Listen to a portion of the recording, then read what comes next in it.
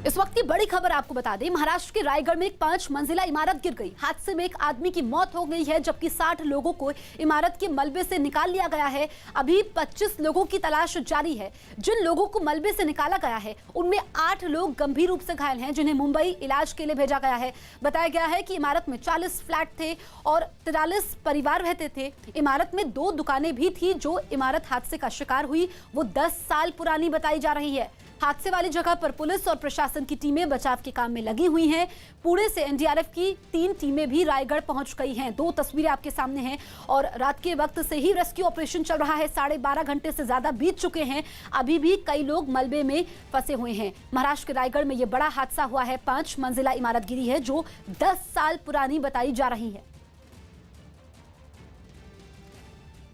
महाराष्ट्र के रायगढ़ जिले के महाड इलाके में कल शाम को जो इमारत गिरी थी उसमें सर्च अभियान अभी भी जारी है। मैं आपको पीछे की तस्वीरें दिखा देता हूं।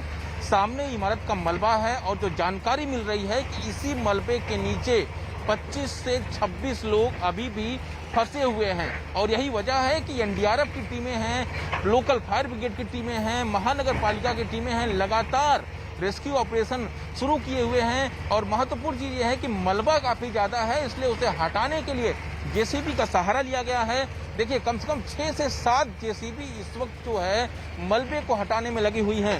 एक महत्वपूर्ण चीज इस मलबे को देखकर कही जा सकती है कि आप मलबे पर नजर डालेंगे तो कहीं पर भी आपको बिल्डिंग के बनाने के दौरान सीमेंट के नामो निशान तक नजर नहीं आएंगे। ऐसा इसलिए क्योंकि आप देखिए जो मलबा है, आप देखेंगे अगर उसको गौर से देखेंगे तो सिर्फ मिट्टी और कंक्रीट का इस्तेमाल बिल्डिंग को बनाने में किया गया था। 5 मंजिला इमारत बना दी गई थी।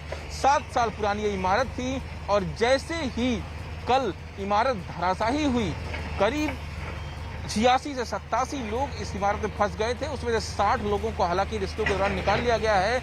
1 की मौत हुई है, 7 से 8 गंभीर रूप से घायल बताए जा रहे हैं, जिन्हें मुंबई भेज दिया गया। लेकिन महत्वपूर्ण चीज यही, मलबा देखकर आप ये अंदाजा लगा सकते हैं कि आखिर किस तरह का फ्रॉड जो है इस बिल्डिंग को बनाने में किया गया था। देखिए साफ तौर पर आपको सिर्फ कंक्रीट और मिट्टी नजर आएगी और जिन चश्मदीदों से जो इस इमारत में रहते थे उनसे हमारी ये बात हुई, उन्होंने जो कहा कि बिल्डिंग जब गिरी तो ऐसा लगा कि कोई बम ब्लास्ट हुआ, क्योंकि हर तरफ बस धूल ही धूल नजर आ रही थी। और ये धूल इसलिए थी क्योंकि इसमें सीमेंट का इस्तेमाल जरा भी नहीं किया गया था और सिर्फ बिल्डिंग खड़ी कर दी गई थी 5 मंजिले की, वो कंक्रीट और मिट्टी के दम पर। ये तमाम जो तस्वीरें आप देख रहे हैं, जो दुर्घटना घटी है, जांच के आदेश जरूर दे दिए गए हैं जो गार्डियन मिनिस्टर हैं रायगढ़ की आदित्य तटकरे ने। लेकिन फिलहाल जिस तरह की जो लोगों को परेशानी हुई है, जो लोग दबे हुए हैं, जिंदगी मौत के बीच झूल रहे हैं इस मलबे के अंदर, उन्हें अगर कुछ होता है तो उनका जिम्मेदार कौन होगा।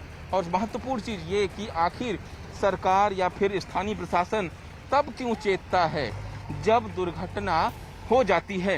महत्वपूर्ण सवाल यही है, चाहे वो मुंबई हो, पुणे हो या फिर अब महाड। यहाँ पर इस तरह से आप देख सकते हैं कि जब मलबे को हटा रहे हैं जेसीबी तो किस तरह की धूल उड़ रही है। और यही बताने के लिए काफ़ी है कि बिल्डिंग को बनाने में बहुत ही खराब मटेरियल का इस्तेमाल किया गया। और अगर इस बिल्डिंग को बनाने में अच्छे मटेरियल का इस्तेमाल होता तो इस बिल्डिंग की लाइफ काफ़ी ज़्यादा हो सकती थी। लेकिन फिलहाल स्थिति ये है कि यहाँ पर सर्च ऑपरेशन लगातार करीब पिछले 12.5 से 13 घंटों से सर्च ऑपरेशन लगातार जारी है। और यही वजह है कि जो लोग फंसे हुए हैं इस वक्त उन्हें जल्द से जल्द निकाला जाए और निकाल कर जल्द से जल्द अस्पताल पहुँचाया जाए ताकि उनकी जान बचाई जा सके। और यही वजह है कि जहाँ भीड़ देख रहे हैं वहाँ पर एक शख्स की बॉडी मिली है। वो शख्स जिंदा है या अभी उसकी मौत हो चुकी है, इसकी कंफर्मेशन नहीं मिल पाया, लेकिन उसे अस्पताल ले जाने की तैयारी निकालकर लगातार चल रही है ताकि उसकी जान को बचाया जा सके। उत्तर प्रदेश के मेरठ में एनसीईआरटी की करोड़ों की नकली किताबें मिलने के मामले में बीजेपी विपक्ष के निशाने पर आ गई, जिसके बाद इस मामले में आरोपी नेता संजीव गुप्ता को पार्टी से बर्खास्त कर दिया गया क्योंकि नकली किताबें उन्हीं के गोदाम से मिली थी। लेकिन समाजवादी पार्टी नेताओं ने इस मुद्दे पर बीजेपी को घेरने के लिए मोर्चा खोल दिया और झंडे, पोस्टर और बैनर लेकर अपना विरोध जताने निकले। समाजवादी पार्टी के कार्यकर्ता कलेक्ट्रेट तक जाना चाहते थे, लेकिन पहले से तैयार पुलिस ने उन्हें रास्ते में ही रोक दिया, जिसके बाद उन्होंने पुलिस से धक्का मुक्की की। इस दौरान वो योगी सरकार के खिलाफ नारे भी लगाते रहे। पुलिस कदम पर ये सरकार नहीं चलेगी, नहीं चलेगी। हालांकि वो अपनी कोशिश में नाकाम रहे और बाद में सड़क पर ही धरने पर बैठ गए।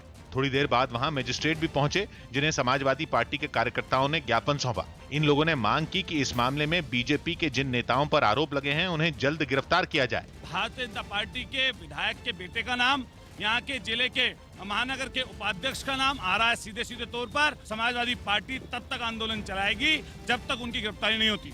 मेरठ में पुलिस की कार्रवाई के दौरान करीब 35 करोड़ रुपए की एनसीईआरटी की नकली किताबें मिली थी। उत्तराखंड के उत्तरकाशी में पहाड़ का हिस्सा टूटकर यमुनोत्री हाईवे पर आ गिरा, जिससे सड़क पूरी तरह से बंद हो गई। इसमें किसी को कोई नुकसान तो नहीं पहुंचा, लेकिन इस घटना ने लोगों को खौफ से भर दिया, जिसमें पहाड़ का एक बड़ा हिस्सा खिसककर यमुनोत्री हाईवे पर गिरता दिखाई दिया। पहाड़ से आने वाले मलबे की वजह से कई पेड़ भी अपनी जगह से उखड़ गए और वो भी मलबे के साथ सड़क पर आ गिरे। पहाड़ टूटने की इस घटना के बाद यमुनोत्री को जोड़ने वाली सड़क पूरी तरह से बंद हो गई। इस हादसे के समय वहां कुछ लोग नजर आए, जिनमें कुछ लोग दूर से इस पूरी घटना का अपने मोबाइल फोन से वीडियो बनाते रहे। पहाड़ टूटने की इस घटना का एक दूसरा वीडियो भी सामने आया, जिसमें पहाड़ से मिट्टी गिरती दिखी, लेकिन अगले ही पल पहाड़ ही खिसककर हाईवे पर आ गिरा।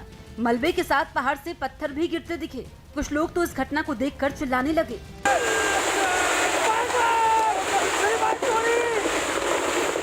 कई लोग जान बचाकर वहां से भाग खड़े हुए। बिहार के कुछ जिलों में लॉकडाउन के नियमों को तोड़कर डांस कार्यक्रम का आयोजन किया गया। राज्य में कोरोना मरीजों की संख्या तेजी से बढ़ रही है, इसलिए नीतीश सरकार ने लॉकडाउन 6 सितंबर तक बढ़ाने का फैसला लिया। लेकिन वहां के कुछ जिलों में लॉकडाउन के नियमों की अनदेखी हुई और डांस कार्यक्रम का आयोजन किया गया।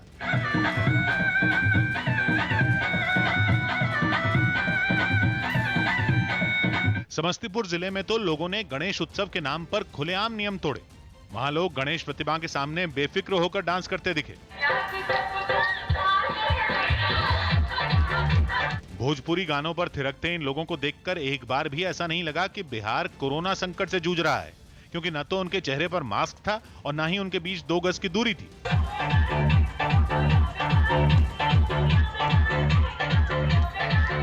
कुछ ऐसा ही कार्यक्रम मुख्यमंत्री नीतीश कुमार के गृह जिले नालंदा में भी आयोजित किया गया।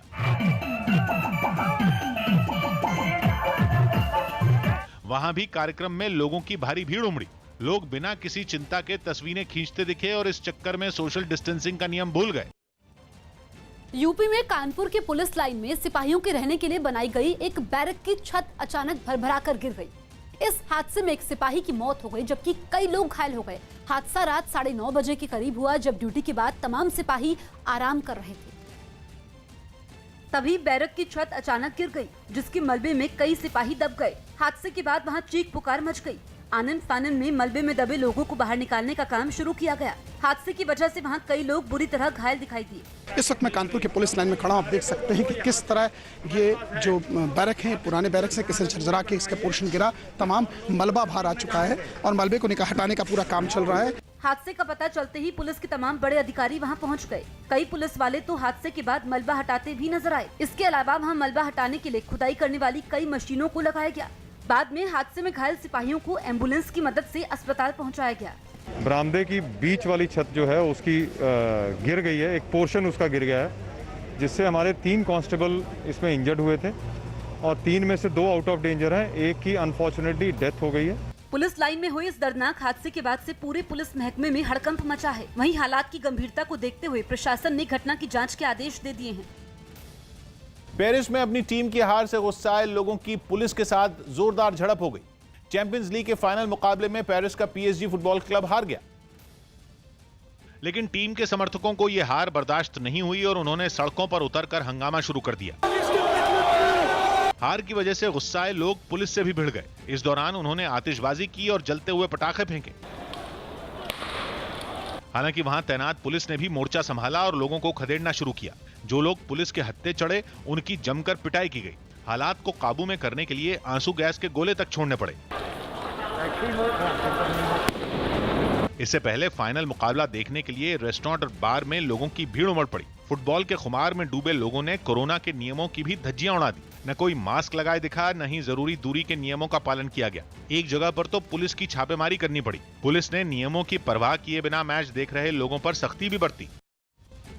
यूपी के गोंडा में मामूली विवाद में एक लड़के की बेरहमी से पिटाई का वीडियो सोशल मीडिया पर वायरल हो गया। वीडियो का वायरल होने के बाद पुलिस ने इस मामले में केस दर्ज कर जांच शुरू कर दी है और मारपीट करने वाले आरोपी की तलाश में जुट गई।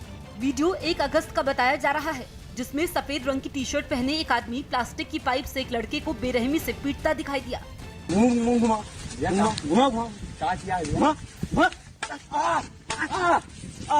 इस बीच लड़का उससे मारपीट नहीं करने और छोड़ देने की गुहार लगाता रहा। हाथ जोड़कर उसके सामने गिड़गिड़ाता रहा, उससे माफ करने की बात कहता रहा, लेकिन उस आदमी पर इसका कोई असर नहीं हुआ और वो लगातार उसकी पिटाई करता रहा। इस घटना के समय वहाँ एक दूसरा आदमी भी मौजूद था, जो लड़के के साथ गाली गलौज करता रहा और मोबाइल फोन से उसकी पिटाई का वीडियो बनाता रहा। उत्तराखंड के चमोली और टिहरी समेत कुछ जिलों में पहाड़ खिसकने की वजह से लोगों की मुश्किलें बढ़ गई। चमोली के गौचर इलाके में भी रात के वक्त पहाड़ का एक बड़ा हिस्सा टूटकर सड़क पर गिर गया, जिससे बद्रीनाथ हाईवे पूरी तरह बंद हो गया। घटना के वक्त वहां कई लोग मौजूद थे जो पहाड़ के गिरते ही वहां से भाग खड़े हुए।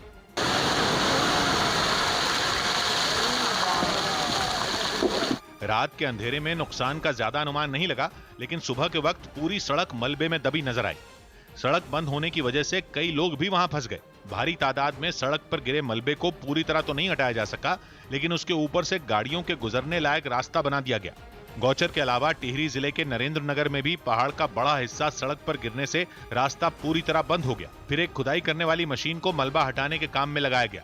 इस मार्ग को सुचारीकरण किए जाने की कार्यवाही निरंतर की जा रही है। बताया गया कि इस रास्ते के बंद होने के बाद ऋषिकेश से टिहरी और उत्तरकाशी जाने वाली गाड़ियों को दूसरे रास्ते से भेजा गया। हरियाणा के पंचकुला से सांड के हमले की एक डरा देने वाली तस्वीरें सामने आई है, जहां पर एक सांड ने शहर के एक इलाके में करीब 5 घंटे तक आतंक मचाया और जब उसे भगाने की कोशिश की गई तो वो भड़क गया और उसने भगाने वाले पर ही हमला कर दिया। इस घटना का एक वीडियो भी सामने आया, जिसमें एक मकान के बगल में एक सांड खड़ा दिखा। तभी एक आदमी लाठी लेकर उसके करीब पहुंचा और उसे मकान के पास से हटाने की कोशिश की, लेकिन सांड भागने के बजाय उस आदमी पर बुरी तरह से टूट पड़ा। जान बचाने के लिए उस आदमी ने लाठी से सांड को पीटना शुरू कर दिया, जबकि सांड ने उसे दौड़ाते हुए धक्का दे दिया, जिससे वो बेसुध होकर सड़क पर गिर पड़ा। सांड के हमले के बाद आसपास के लोग लाठियां लेकर दौड़े और उसे खदेड़ दिया। साथ ही लोगों ने सड़क पर घायल पड़े आदमी को उठाकर घर भेज दिया। बताया गया कि पंचकुला के सेक्टर 26 में सांड ने कई और लोगों पर हमला किया। दिल्ली सरकार ने कोरोना के इलाज में इस्तेमाल होने वाले बारात घर खाली कर दिए। दिल्ली सरकार ने राजधानी के उन बारात घरों को खाली कर दिया जिन्हें कोरोना मरीजों के इलाज के लिए सरकार ने लिया था। लॉकडाउन के दौरान सरकार ने कुल 77 बारात घर लिए थे, जिनमें 11 बारात घरों में 1000 से ज्यादा बिस्तर भी तैयार कर लिए गए थे। लेकिन मरीजों की तादाद में लगातार कमी आने के बाद इन जगहों से ये बिस्तर हटा लिए गए। आप देखिए जिस तरीके के बैंक्वेट हॉल आपको नजर आ रहे हैं, पहले की तरह ही इन पर तैयारी कर दी गई है और तैयारी इस बात को लेकर है कि एक बार फिर से यहाँ पर कोई शादी समारोह हो। राजस्थान के 6 बीएसपी विधायकों के कांग्रेस में शामिल होने के मामले पर हाईकोर्ट ने फैसला सुना दिया। अदालत ने इस मामले में विधानसभा अध्यक्ष सीपी जोशी को दोबारा सुनवाई करने और 3 महीने में आदेश देने को कहा। इससे पहले स्पीकर ने इन विधायकों के कांग्रेस में शामिल होने को सही ठहराया था। माननीय न्यायालय ने अपना आदेश पारित किया है, उसमें स्पीकर महोदय को ये निर्देश दिया है कि 3 महीने में इस पर मेरिट बेस पर इसको डिसाइड करके बताएं। बिहार के गोपालगंज में अस्पताल में एक नवजात की मौत पर बवाल हो गया। नाराज परिवार वालों ने डॉक्टरों पर लापरवाही का आरोप लगाया और अस्पताल में तोड़फोड़ कर दी। कुछ देर बाद पुलिस भी वहां पहुंच गई, लेकिन हंगामा कर रहे लोगों ने इल्जाम लगाया कि पुलिस कार्रवाई करने के बजाय आरोपियों को बचाने में जुटी है। कोई कार्रवाई नहीं हुई सर, 4 दिन से पीछे घूम रहे हैं सर। आज मौत होने के बाद तोड़फोड़ किए हैं। आज मौत होने के बाद तोड़फोड़ किए हैं। फिल्म खाली पीली का टीजर रिलीज कर दिया गया। इसमें अनन्या पांडे और ईशान खट्टर मुख्य भूमिका में दिखाई देंगे। ये फिल्म पहले जून में रिलीज होनी थी, लेकिन कोरोना के खतरे की वजह से इसे टाल दिया गया था। तो इस टाइप के प्लान होते रहे। पहला सचिन प्लान, बॉलर को चौंकाने वाला चौका,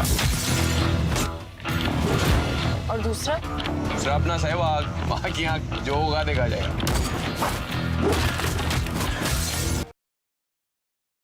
पश्चिम बंगाल के मेदिनीपुर में बारिश की वजह से 2 नदियों के तटबंध टूट गए, जिससे रिहायशी इलाकों में पानी भर गया। इससे वहां रहने वाले लोगों की मुश्किलें बढ़ गई और इन हालात में वो इतने मजबूर हो गए कि उन्हें एक जगह से दूसरी जगह जाने के लिए नाव का सहारा लेना पड़ा। लोगों के मकान और खेत पानी में डूबे नजर आए। ऐसे में इन लोगों के पास दूर से ही बर्बादी के इस मंजर को देखने के अलावा दूसरा कोई चारा नहीं बचा। तटबंध टूटने से नदी का पानी तेजी से रिहायशी इलाकों की तरफ बढ़ता दिखाई दिया, जिस वजह से उन जगहों में दूर दूर तक सिर्फ पानी ही पानी नजर आया। सीरिया की राजधानी दमिश्क में गैस पाइपलाइन में धमाके के बाद भीषण आग लग गई, जिसकी वजह से पूरा सीरिया रात भर अंधेरे में रहा। वहां की सरकार ने गैस पाइपलाइन में धमाके के पीछे आतंकी हमले की आशंका जताई, जिसमें लोग दहशत से भर गए, क्योंकि धमाके के बाद गैस पाइप से आग भड़क गई और पूरे सीरिया में बिजली की सप्लाई ठप हो गई। आग इतनी भीषण थी कि उसकी लपटें कई किलोमीटर दूर से दिखाई दी, जबकि उससे निकलने वाला काला धुआं पूरे इलाके में तेजी से फैलता नजर आया। आसपास के इलाकों में भी आग के फैलने का खतरा मंडराने लगा। जानकारी मिलते ही दमकल विभाग की कई टीमें वहां पहुंची और आग बुझाने के काम में जुट गईं। कुछ लोग धधकती आग पर पानी की बौछार करते दिखे, जबकि दमकल के कुछ लोग खुदाई करने वाली मशीन से गैस पाइपलाइन के ऊपर रेत भी डालते नजर आए। बताया गया कि यह धमाका उस गैस पाइपलाइन में हुआ जो सीरिया के 3 पावर स्टेशनों को गैस सप्लाई करती है। असम के गुवाहाटी के इंटरनेशनल एयरपोर्ट के बाहर कांग्रेस ने प्रदर्शन किया और एयरपोर्ट को निजी हाथों में देने के केंद्र सरकार के फैसले का विरोध किया। बीते दिनों केंद्र सरकार ने देश के 3 एयरपोर्ट को 50 साल के लिए एक कंपनी को लीज पर देने का ऐलान किया था। और इसी से नाराज कांग्रेस के कार्यकर्ता हाथों में पोस्टर और पार्टी का झंडा लेकर गुवाहाटी एयरपोर्ट के बाहर पहुंच गए और केंद्र सरकार के फैसले के खिलाफ जमकर नारेबाजी की।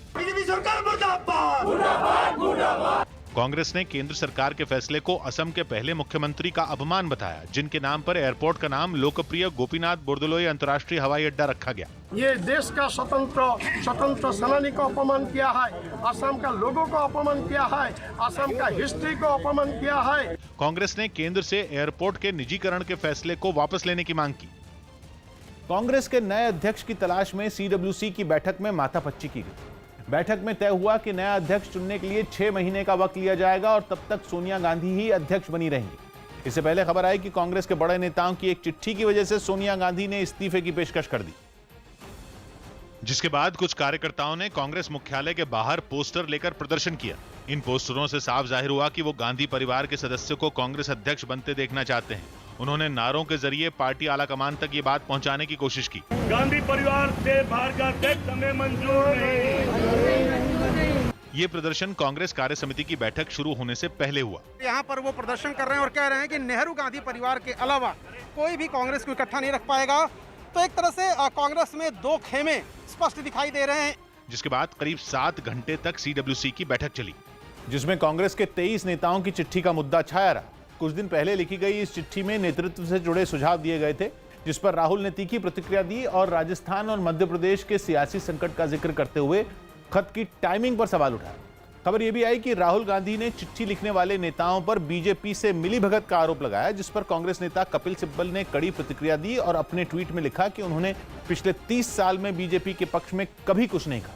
हालांकि विवाद बढ़ने के बाद उन्होंने सफाई दी और बताया कि राहुल गांधी ने उनसे बात करके ऐसी खबरों को नकारा है, लेकिन बाद में जब यह मुद्दा सीडब्ल्यूसी की बैठक में उठा तो खबर आई कि चिट्ठी लिखने वाले नेताओं को खूब खरी खोटी सुनाई गई।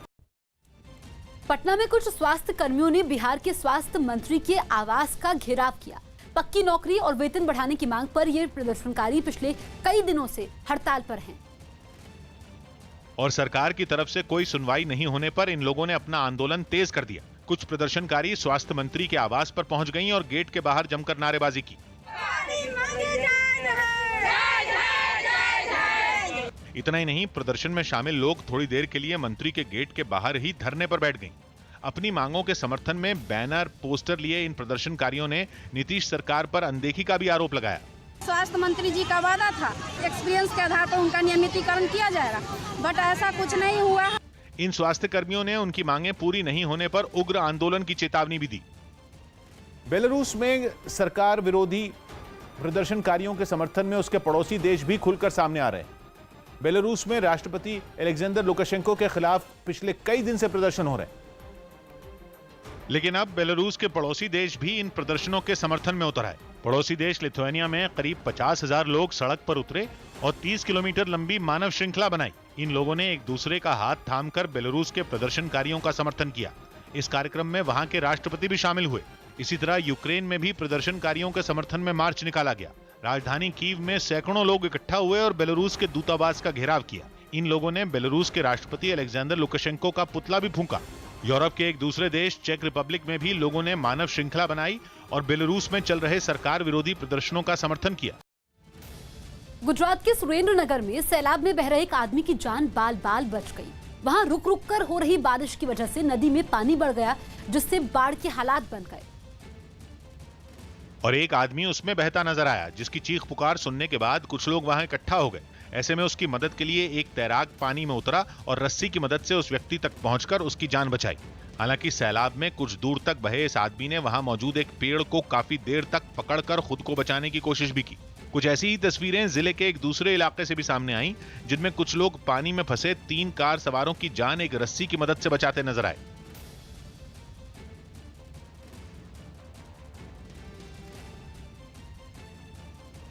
गुजरात के कई जिले बाढ़ की मार झेल रहे हैं। लगातार 2 दिन से हो रही बारिश के बाद राज्य की ज्यादातर नदियां उफान पर हैं और बांधों में पानी ओवरफ्लो हो चुका है, जिसकी वजह से शहरों की सड़कों पर सैलाब बह रहा है। राजकोट से एक हैरान करने वाला वीडियो सामने आया। सड़क पर बह रहे सैलाब के बीच 2 लोग रास्ता पार करने की कोशिश करते दिखे। उन्होंने आधा रास्ता ही पार किया था कि लहरों ने दम दिखाना शुरू कर दिया।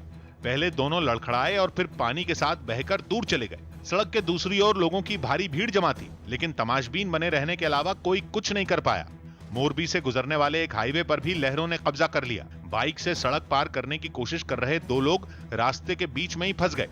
बाइक के पहियों को पानी अपने साथ बहा कर ले जाने लगा।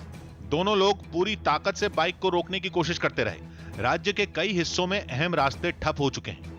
मोरबी जिले की मालिया तहसील से गुजरने वाला नेशनल हाईवे भी बंद है। फिलहाल हम लोग मालिया तहसील में हैं और यहाँ पर आप देख सकते हैं कि कच्छ को जोड़ती हुई जो मुख्य सड़क है वो पूरी तरह से बंद हो चुकी है। ये नेशनल हाईवे है। इसी हाईवे पर एक कार लहरों के बीच फंस गई। लोगों ने बड़ी मुश्किल से कार में फंसे लोगों को तो बचा लिया, लेकिन कार पानी के साथ बहकर दूर चली गई। हाईवे पर ट्रकों और गाड़ियों की कतारें हैं, जिन्हें हाईवे से पानी कम होने का इंतजार है। मोरबी के कई गांव ऐसे हैं जो पूरी तरह पानी में डूब चुके हैं। सड़कें, घर, स्कूल, मैदान सब कुछ पानी में डूबा है। नदी के ऊपर बनाया गया एक पुल भी नदी के गुस्से से नहीं बचा। नदी का स्तर पहले पुल तक पहुंचा और फिर लहरें पुल के एक हिस्से को बहा कर ले गईं। गनीमत यह रही कि जिस वक्त ये पुल बहा उस वक्त पुल से कोई गाड़ी नहीं गुजर रही थी। बड़ी मुसीबत गुजरात के लिए यह है कि आने वाले 3 दिनों में मौसम विभाग ने राज्य के कई जिलों में भारी बारिश की चेतावनी दी, जबकि अभी से बांधों के गेट खोलने की नौबत आ चुकी है। सुरेंद्रनगर जिले में फाल्गु डैम ओवरफ्लो होने पर 6 गेट खोल दिए गए, लेकिन बांध में इतना पानी था कि गेट के ऊपर से पानी बहता हुआ दिखने लगा। राजकोट के मोतीसर बांध के भी 14 गेट खोलने पड़े। बांध के गेट खुलते ही आसपास के कई इलाकों में बाढ़ का खतरा बढ़ गया। राजकोट से गुजरने वाली अजी नदी उफान पर है। नदी के पास बना रामनाथ महादेव का प्राचीन मंदिर भी पानी में डूबा हुआ है। मंदिर का केवल शिखर ही पानी के बाहर दिख रहा है। नदी के पास बसे निचले इलाके भी जलमग्न हैं, जिसकी वजह से सैकड़ों लोगों को सरकारी एजेंसियों ने सुरक्षित जगहों पर पहुंचा दिया। पाटन भी बाढ़ से बेहाल जिलों में शामिल है। जिले के अहम रास्ते पहले से ठप हैं। पानी के बीच से निकलने की कोशिश में एक कार सड़क पर फंस गई, जिसे ट्रैक्टर से खींचकर निकालना पड़ा। सड़कों पर बह रहे सैलाब के बीच लोग जान दांव पर लगाकर रास्ता पार करते दिखे। सरकारी एजेंसियों का दावा है कि मानसून में होने वाली औसत बारिश से कहीं ज्यादा बारिश अब तक हो चुकी है। इतना सीजनल रेनफॉल होना चाहिए, उससे 18% एक्सेस हो चुका है गुजरात। राज्य के लिए बड़ी चिंता यह है कि 5 जिलों के लिए अगले 3 दिनों में भारी बारिश का रेड अलर्ट जारी किया गया है। लीबिया की राजधानी त्रिपोली में लोगों ने संयुक्त राष्ट्र के समर्थन वाली सरकार के नियंत्रण वाले इलाकों में भ्रष्टाचार और जरूरी सुविधा मुहैया नहीं करवाने के विरोध में प्रदर्शन किया। सरकार के खिलाफ इस विरोध प्रदर्शन में सैकड़ों लोग शामिल हुए, जिन्होंने राजधानी त्रिपोली की सड़कों पर उतरकर अपना गुस्सा जाहिर किया। प्रदर्शन की जो तस्वीरें सामने आई, उनमें एक तस्वीर में कई प्रदर्शनकारी बीच सड़क पर एक कार में तोड़फोड़ करते दिखे। कोई कार का शीशा तोड़ता दिखा तो कोई दरवाजे को लात मारता नजर आया। कुछ लोग तो कार को तोड़ने के लिए उस पर कूदते दिखाई दिए। वहां से आई एक दूसरी तस्वीर में प्रदर्शनकारियों की भीड़ सड़क पर हंगामा करती दिखी। एक तस्वीर ऐसी भी दिखी जिसमें सड़क पर एक साथ कई लोग भागते दिखाई दिए। इस बीच वहां गोलियां चलने की भी आवाज सुनी गई। यही नहीं, सरकार के खिलाफ इस विरोध प्रदर्शन में महिलाओं ने भी बढ़ चढ़कर हिस्सा लिया। कुछ महिलाएं तो सड़क किनारे हाथों में सरकार विरोधी पोस्टर लेकर अपना विरोध जताती नजर आई। वेब सीरीज मिर्जापुर 2 अक्टूबर में रिलीज होगी। पंकज त्रिपाठी की वेब सीरीज मिर्जापुर 2 की रिलीज तय हो गई। ये वेब सीरीज 23 अक्टूबर को आएगी। इसका पहला सीजन 2018 में रिलीज किया गया था। हमसे सब छीन लिए और हमें जिंदा छोड़ दिए।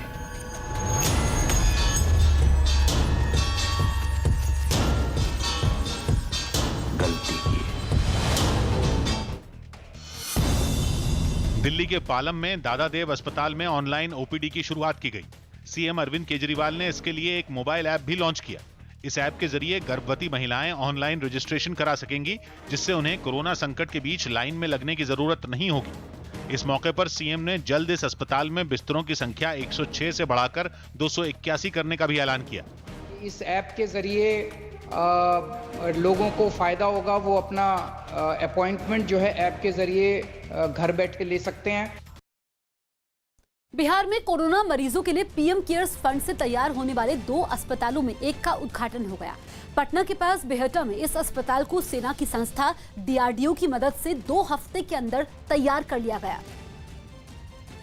और इसके उद्घाटन के लिए केंद्रीय मंत्री से लेकर बिहार सरकार के कई मंत्री और सांसद तक अस्पताल पहुंचे, जहां सोशल डिस्टेंसिंग के नियमों की अनदेखी हुई।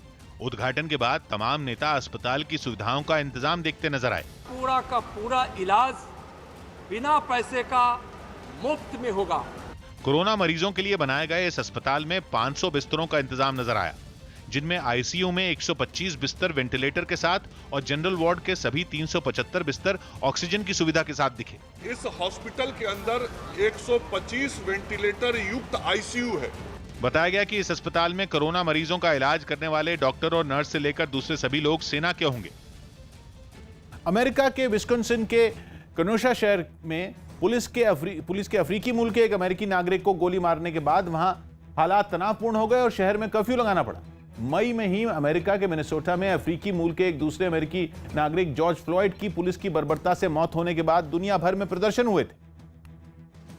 लेकिन 3 महीने के अंदर ही एक बार फिर पुलिस के अफ्रीकी मूल के एक नागरिक पर गोली चलाने का मामला सामने आ गया। घटना के वीडियो में वो आदमी पुलिस वालों के सामने अपनी गाड़ी की तरफ बढ़ता हुआ दिखा। इस दौरान एक पुलिस वाला लगातार उसके पीछे बंदूक ताने चलता रहा और जैसे ही वो कार में बैठने लगा, पुलिस वाले ने उसे पकड़ा और उसकी पीठ पर गोलियां चला दी। 1-2 नहीं, लगातार 7 बार गोलियों की जोरदार आवाज सुनाई दी और फिर तो चीख पुकार मच गई। पुलिस की बर्बरता की खबर जैसे ही फैली, लोग सड़कों पर निकल आए। सामने आए एक वीडियो में पूरा इलाका आग में जलता दिखा। कई गाड़ियों को फूंक दिया गया, दुकानों और शोरूमों में तोड़फोड़ की गई। जगह जगह पुलिस और प्रदर्शनकारी आमने सामने आ गए। एक प्रदर्शनकारी तो राइफल लेकर पुलिस की गाड़ी के पास तनकर खड़ा नजर आया। लोगों को तितर बितर करने के लिए पुलिस ने गाड़ी से आंसू गैस का गोला उनकी तरफ फेंका, तब जाकर वो वहां से निकल पाई। पाकिस्तान के कब्जे वाले मुजफ्फराबाद में लोगों ने पाकिस्तान और चीन के खिलाफ प्रदर्शन किया। मुजफ्फराबाद में प्रदर्शन कर रहे लोगों ने मशाल जलाई और सड़क पर जुलूस निकालकर पाकिस्तान और चीन के खिलाफ नारे लगाए। वहां के लोग चीन के साथ मिलकर पीओके में बांध के निर्माण का विरोध किया। लोगों का आरोप है कि नीलम और झेलम नदी पर बांध बनाकर वहां के लोगों से पानी छीना जा रहा है।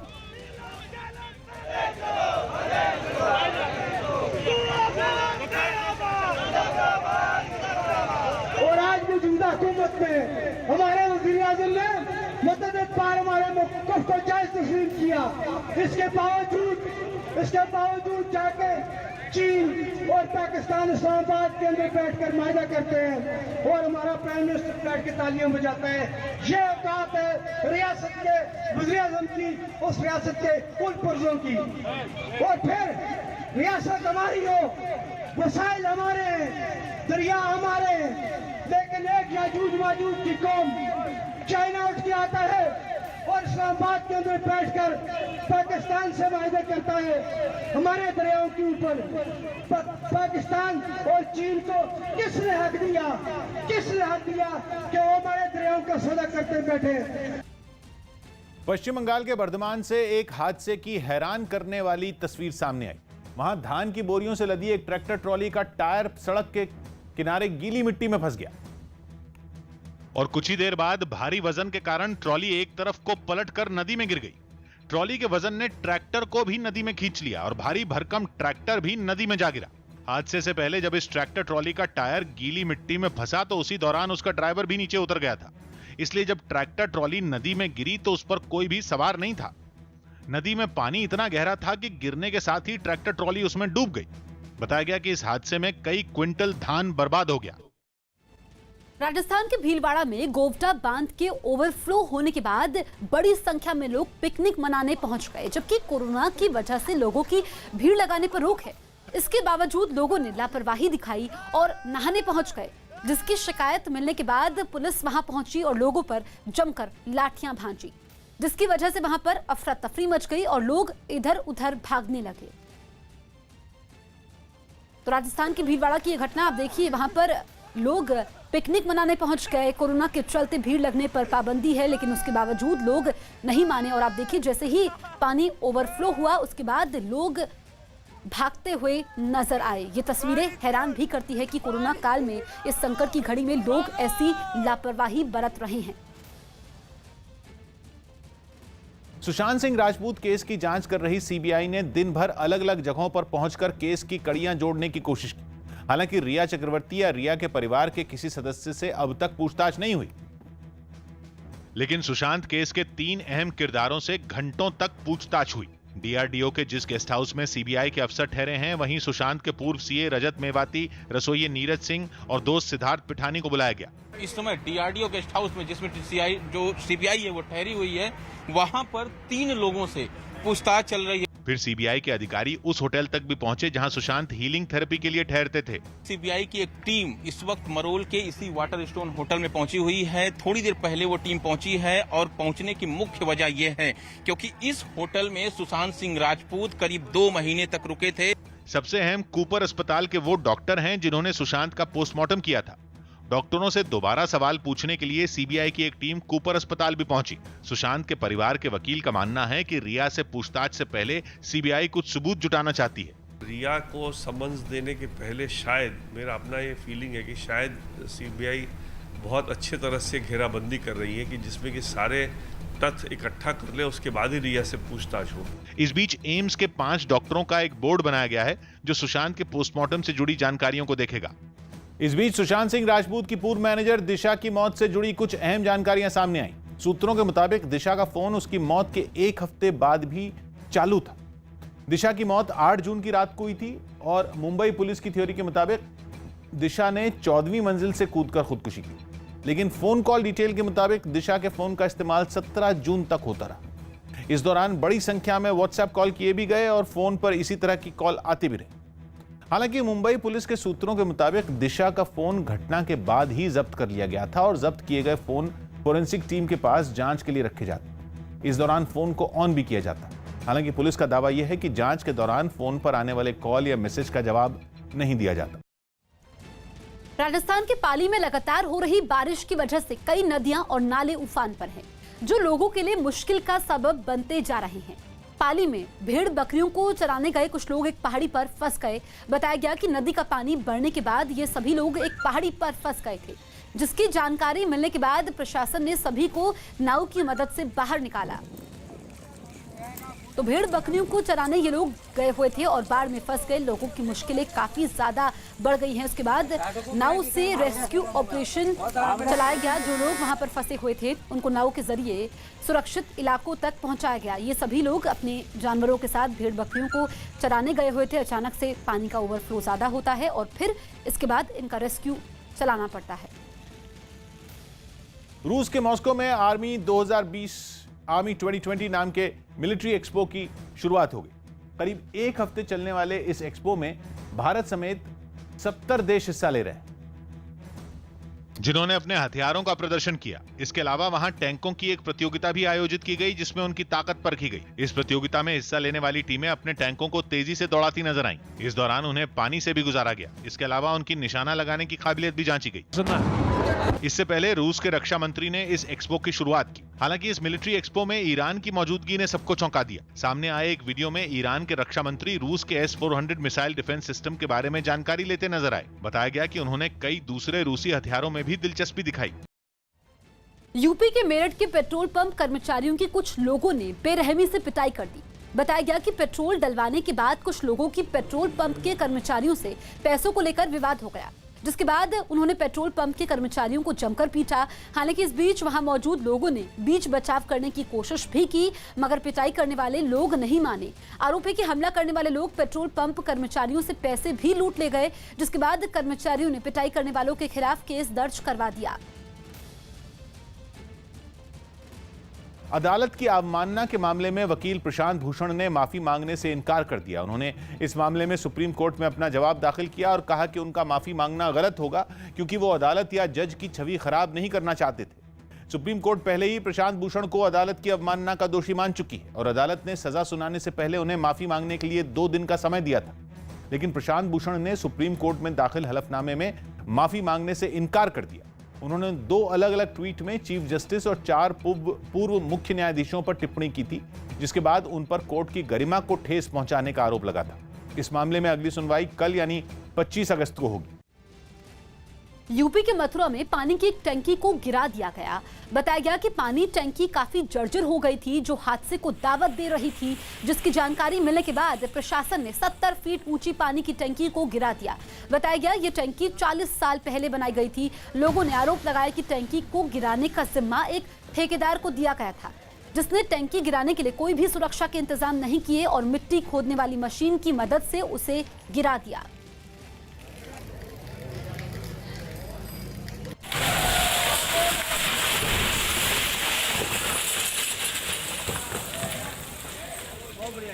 राजनीतिक दलों ने चुनाव आयोग से बिहार चुनाव में खर्च की सीमा बढ़ाने की मांग की। बीजेपी ने बिहार विधानसभा चुनाव में उम्मीदवारों के खर्च की सीमा बढ़ाने की मांग की। जेडीयू के साथ साथ आरजेडी ने भी बीजेपी की इन मांगों का समर्थन किया और चुनाव आयोग से सभी पार्टियों से बात कर इस मामले में फैसला लेने की गुजारिश की। राज्य में विधानसभा चुनाव में उम्मीदवारों के खर्च की सीमा फिलहाल 28 लाख रुपए है। पंजाब के पटियाला में कुत्ते के हमले में एक लड़की बुरी तरह घायल हो गई। आरोप है कि मामूली विवाद के बाद कुछ लोगों ने इस लड़की के भाई की पिटाई शुरू कर दी। इसके बाद अपने भाई को पिटता देख ये लड़की उसे बचाने पहुंची, लेकिन आरोपियों ने उस लड़की पर कुत्ता छोड़ दिया। पुलिस ने इस मामले में 2 आरोपियों को गिरफ्तार कर लिया, जबकि 2 आरोपी फरार हैं। 3 पूर्व क्रिकेटरों को आईसीसी हॉल ऑफ फेम की सूची में शामिल कर लिया गया। इनमें दक्षिण अफ्रीका के जैक कालिस, पाकिस्तान के जहीर अब्बास और ऑस्ट्रेलिया की लीजा स्थालेकर का नाम शामिल है। सलमान खान समेत कई हस्तियों ने गणपति का विसर्जन कर दिया। इस दौरान सलमान की दोस्त यूलिया भी उनके साथ नजर आईं। सलमान के अलावा संजय दत्त ने अपने परिवार के साथ गणपति की आरती की। संजय दत्त इन दिनों अपना कैंसर का इलाज करवा रहे हैं। ऐसे में उन्होंने गणपति से हर संकट दूर करने की कामना की।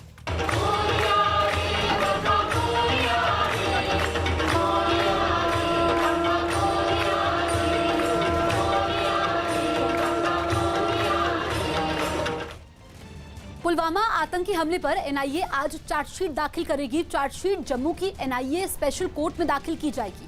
14 फरवरी 2019 को कश्मीर के पुलवामा के लेथपुरा इलाके में सीआरपीएफ के काफिले पर आत्मघाती हमले में 40 जवान शहीद हुए थे, जिसके करीब 1.5 साल बाद आज एनआईए चार्जशीट दाखिल करेगी।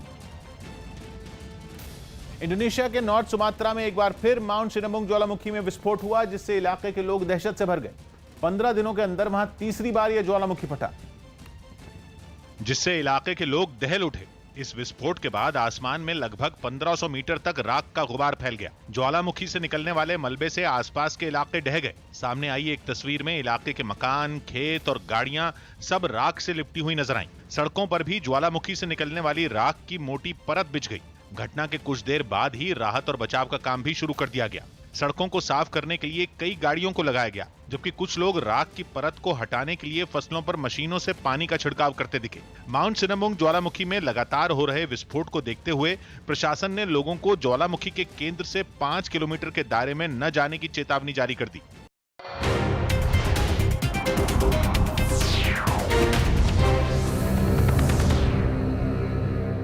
लेते हैं